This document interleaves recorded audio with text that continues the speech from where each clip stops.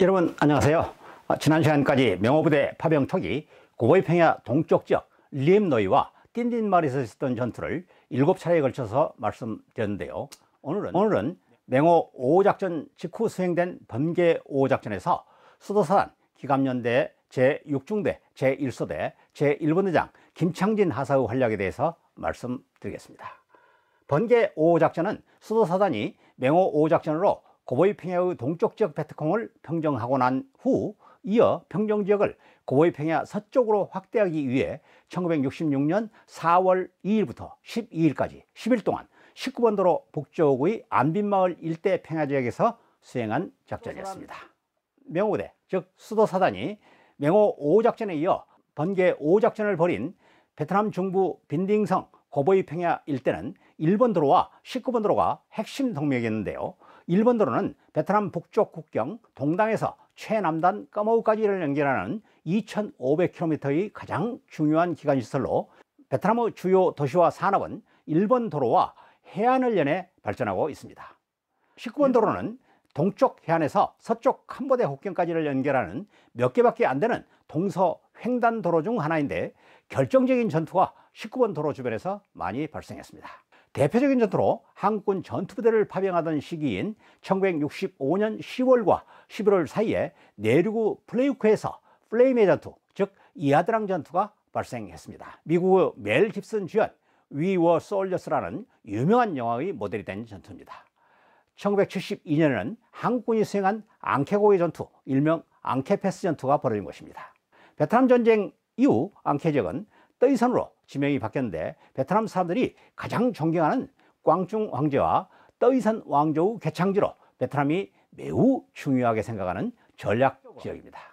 역사적으로 전략적으로 중요한 의미가 있는 지역을 담당한 명호부대는 조기에 고보이평야를 장악하기 위해 초기 작전에 많은 노력을 집중했습니다. 김창진 하사가 수행하게 된 번개 5호 작전도 그런 목적을 갖고 작수한 작전이었습니다. 김창진 하사와 제6중대는 작전 첫날 5시 30분에 차량으로 기지를 출발해 6시 50분에 작전 지역에 전개해 안빈마을을 목표로 공격을 시작했습니다. 중대장 이태일 대위는 김창진 하사가 소속된 제1소대를 우측에서 꼰강을 따라 공격하게 하고 제3소대가 좌측에서 병진하며 2소대는 제1, 3소대를 지원하도록 했습니다.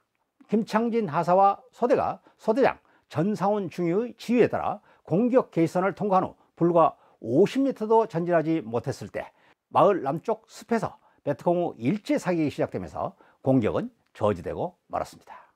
베트콩의 전력이 예상보다 강하다는 사실을 파악한 소대장 전중위는 2분대와 화기분대가 정면을 엄호하는 동안 김창진 하사의 1분대가 우측으로 3분대가 좌측으로 우회해 2개 방에서 적을 공격하도록 했습니다.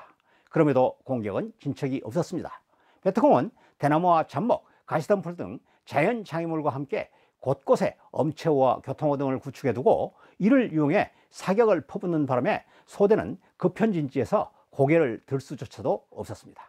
공격이 저지된 채 베트콩의 사격이 계속되자 화기분대장 유옥연 하사가 기관총 진지를 우측방으로 전진시켜 사격을 지휘하다가 허벅지 관통상을 입었습니다. 그럼에도 기관총반을 계속 독려하던 유하사는 또다시 좌측 팔을 관통당했습니다. 유하사의 팔과 다리에서 출혈이 계속되면서 긴급히 구출하지 못할 경우 생명이 유독했습니다.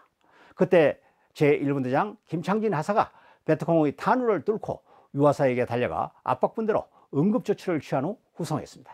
그 사이에 포병 화력을 유도하던 관측장교가 중상을 입고 후송하게 되면서 소대의 공격은 더욱 위기에 처할 수밖에 없었습니다. 상황이 점점 더 어려워지자 김창진 하사는 최일 상병 등 2명의 분대원과 함께 포복으로 베트콩 진지에 다가가 사격을 계속하던 1명을 사살했습니다. 계속해서 대나무 숲으로 은폐된 진지에 뛰어든 김 하사는 개머리판으로 1명을 때려 눕히고 자동소총 한정을 노역했습니다.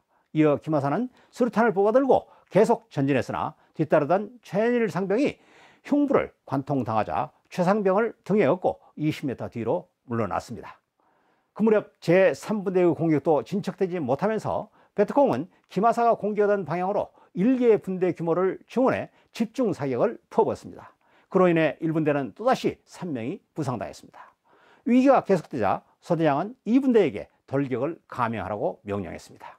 2분대장 이영수 하사가 분대원 2명과 함께 포복으로 기관총 진지 20m 앞까지 전진해 일제히 수리탄을 투척했습니다.